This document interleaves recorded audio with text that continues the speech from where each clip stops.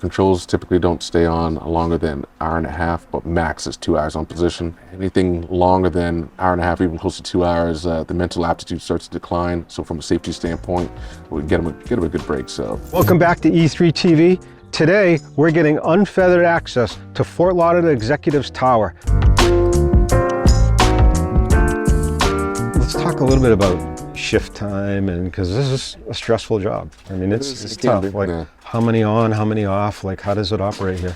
Without getting too much in the weeds, we have our busiest times here are going to be between 10 and 4 o'clock. So we are heavily staffed during that time. We have clearance delivery, ground control, and local control. We have usually 1 or 2 controllers that are on break for the rotation. Controls typically don't stay on longer than an hour and a half, but max is 2 hours on position. They try to get them at least 30 minutes to 40-minute break in between. Anything longer than an hour and a half, even close to 2 hours, the mental aptitude starts to decline. So from a safety standpoint, we get them a good break. So hour 15, hour and a half is what we try to run here internally. Make sure they're fresh and still be sharp to maintain overall safety. Okay. So, and then I see, it's pretty busy up here, and then, you have somebody behind here overseeing or watching. Like, what are their thought processes, and what are everybody doing? Apart from the 3 main positions, clearance delivery, ground control, and local control, we have a control in charge position or supervisor position that is operational oversight, secondary eyes for the operation. Mainly monitoring local control, that's our most busiest and complex position. Secondary eyes in case we're all humans, so if something's missed by the local controller, the safety aspect, safety net, like, hey, watch that guy or turn that guy, or we have a release. We're getting landlines from communicating with Miami internally for our release program, changing sequences. But if local control is kind of light, not really busy, and there's complexity on ground, then we'll monitor the ground control frequency. Okay.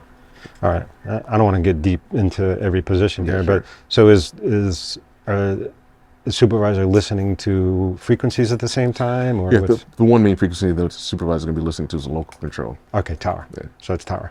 So there's 2 usually listening on tower. Well, one's controlling, the other one's listening. Listening, okay. And what are they just listening for? Like you said, like if they're sensing compliance, tired, with compliance and complexity, make sure the instructions are given are complied with. Might be something that could be missed by the local controller, or they haven't seen. So it's a second safety net for the operation. I try to stay up on listening to situations all over the country on ATC frequencies, and a lot of times you'll hear where controllers will start to elevate a little because a pilot is just not doing what they're supposed to. They get frustrated, and then all of a sudden I hear them come back down. Now, is that somebody says, hey? It could be, or the controllers themselves just catch they've caught themselves getting too focused and focused on the one aircraft, which is a distraction, and not realizing that there's maybe a potential conflict going on. So kind of, controllers were pretty good at trying to maintain our tempo and our speech rate as best we can, but we're humans as well, so they make mistakes, which is known, but we try to maintain the safest as we can. And obviously you guys train for that, because I can tell when I talk to the center controls at Atlanta, like when somebody's in an emergency or having a situation, they try to keep that pilot calm and cool, as collected as you possibly can. Yeah. So I appreciate that for sure. So, all right, so we talked shifts, and how many days on, how many days off? Is it like? It's a 40-hour work week, so it's typically scheduled. Unfortunately, we're currently short-staffed, and it's throughout the whole NAS, and not just this tower specifically. So, unfortunately, some folks are working 6 days a week just to make up for the lack of controllers. So, yeah, and I don't think pilots, especially here at Fort Lauderdale, appreciate what's going on in the activity, and some of them get frustrated and say, what do you mean I can't do touch and goes in the pattern? And I'm looking out here saying, why would you want to? It's like there's a lot going on. Yeah, I think a lot of pilots, especially a lot of GA pilots, not knocking the GA pilot, I'm a GA pilot myself. Yeah, me too. But I think they really underestimate how busy and complex the South Florida airspace is, mainly dealing with our airport. We have island runners from Navajos, caravans that are coming in, Global Expresses, Challengers, Extras. They come in all different speeds, different altitudes, and some of them they're not too familiar. So it adds numerous layers of complexities for us. So how do controllers stay up to speed on the different aircraft and speeds and things like that? Because I knew even as a pilot, I mean, there's a lot that... It's just training. The initial training is pretty good as far as telling them what different aircrafts can do and sequencing. We have our own rules and regulations of separation between single engine airplanes, twin engine aircrafts, and then jet as well. And then just by on-job experience that's been passed on from training to know what aircrafts can do certain speed and what to expect.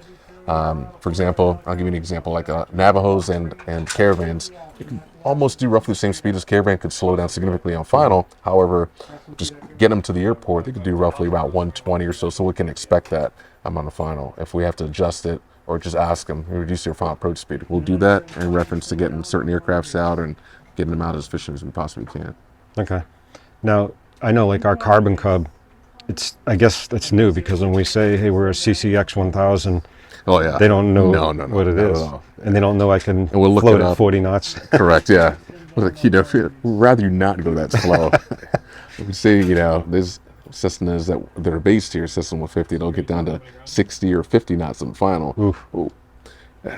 It gets us by surprise at times, but then we look at the wind and know what to expect, because the wind will play a factor with that big headwind. If it's 15 gusting 2.5, that Cessna 150 is probably going to do 40, 50 knots on final. Okay. Typically they'll do 70 knots on final, but that's just an example. Okay.